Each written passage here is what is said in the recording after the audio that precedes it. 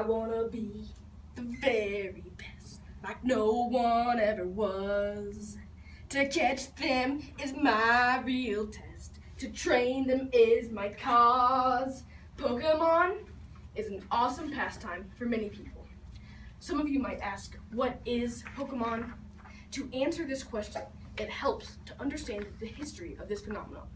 We will also look at Pokemon from a Christian perspective. And lastly, I will share about Pokemon's impact on my own life. Let's now see why Pokemon is amazing. We begin with a snippet of the Pokemon background. An ingenious man created Pokemon. His name is Satoshi Tajiri, and he is from Japan. According to an article on evancarmichael.com, written by Tajiri himself, he earned the nickname Dr. Bug thanks to his fascination with insects throughout his life. As a young child, Tajiri played with bugs in his pockets and called them pocket monsters. He created bug collections and even traded bugs with others to get more of the ones he wanted. As he grew up, he also became fascinated with video games. At 16 years old, Tajiri won a contest with Sega for the best new video game idea. AutismKey.com reports that Tajiri draws his creativity from his autism. He decided to take his idea of insects or pocket monsters battling each other and make it into a game. Pokemon is a franchise containing 3 different branches. First, the video game was released in the year 1996 and was a huge hit. Next, since the video game was so popular, the Pokemon Company decided to make a trading card game in 1998. And lastly, the anime, a Japanese cartoon, was released in the year 1999 and has been entertaining people of all ages ever since. In each of these different branches of Pokemon, the pocket monsters are trained to fight by someone called a Pokemon trainer. That's me. In the video game, you are the trainer and you help your Pokemon grow and become more powerful. They become your friends and will battle against other trainers for you to help you become the very best trainer around.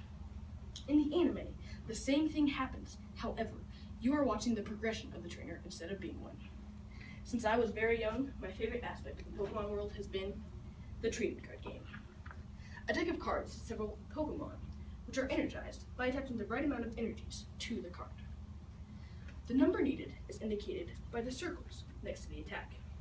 As long as enough energies are attached, the Pokemon will do the damage listed and affect the opposing Pokemon negatively. After several attacks, the defending Pokemon may be all out of hit points, at which time he must retreat and a new Pokemon must take his place. The winner is determined by whomever is able to knock out 6 of his opponent's Pokemon first. There are several misconceptions about Pokemon in Christian circles. Many Christians have an issue with Pokemon for various reasons.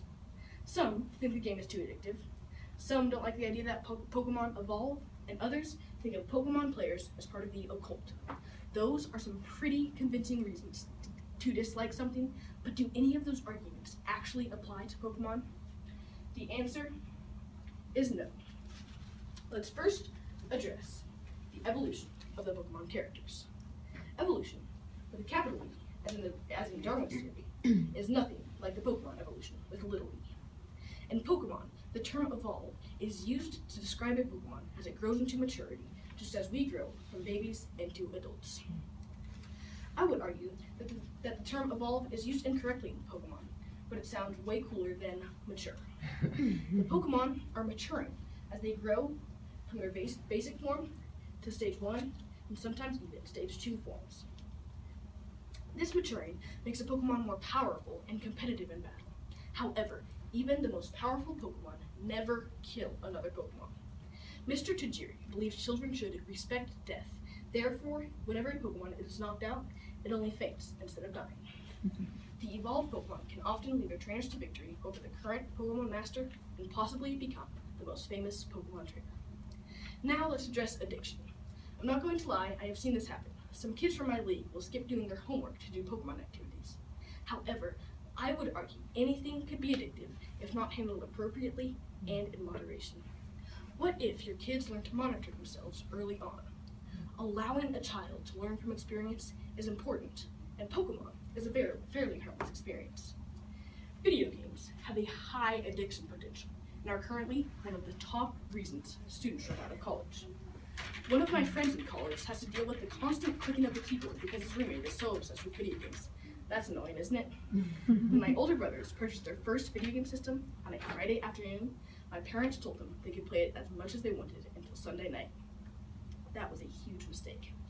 At the end of the weekend, they learned they had played for over 26 hours in the 40-hour period and had skipped 3 meals. On Saturday, they didn't even think of eating until dinner time. This was a great experience for them and me to understand addiction. Pokemon is no more addictive than any other vice. The final argument Christians have against Pokemon is to think the players are part of the occult, participating in magic, witchcraft, or supernatural practices. If this is something you are completely opposed to, then there shouldn't be a double standard. Many Christian families enjoy C.S. Lewis's Narnia series.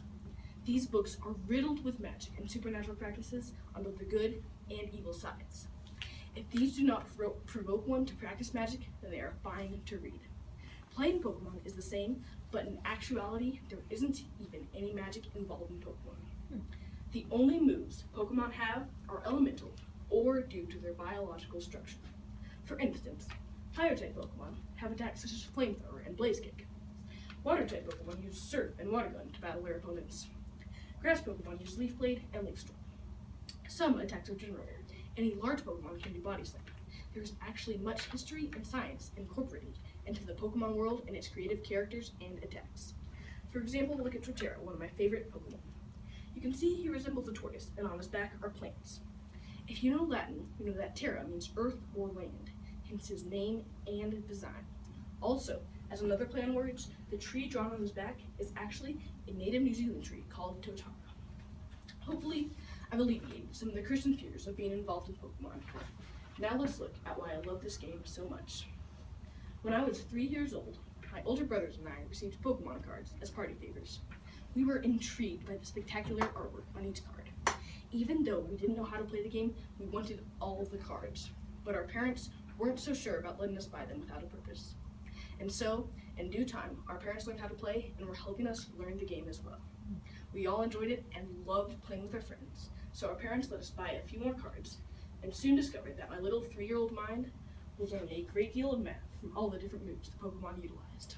I gained addition, subtraction, and basic multiplication skills. Also, since I couldn't yet read, I had to memorize all 492 Pokemon characters and their attacks in order to play the game. This changed the course of my brothers and my education.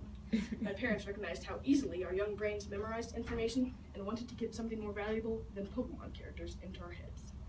They've educated us classically ever since. I also learned some basic reading, such as hit and did, and began to read words I did not understand, like Thunderbolt and Hydro Cannon. Before long, I was comprehending and using new words eloquently.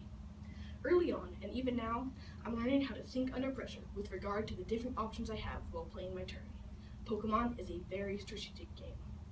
As we were expanding our Pokemon play, our parents wanted to make sure the community was okay.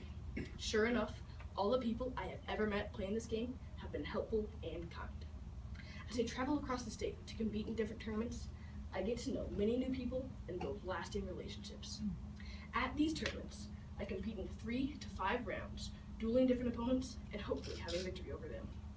After the outcome of a tournament is posted, the top 40% receive championship points. These virtual numbers acquired help qualify a Pokemon player for the spectacular World Championship, where people from around the globe compete to take home a first place trophy and much scholarship money. Throughout the past few years, I've competed in many different tournaments and met great people along the way. Just this year, I played second at the Denver tournament and first at the Urbana tournament.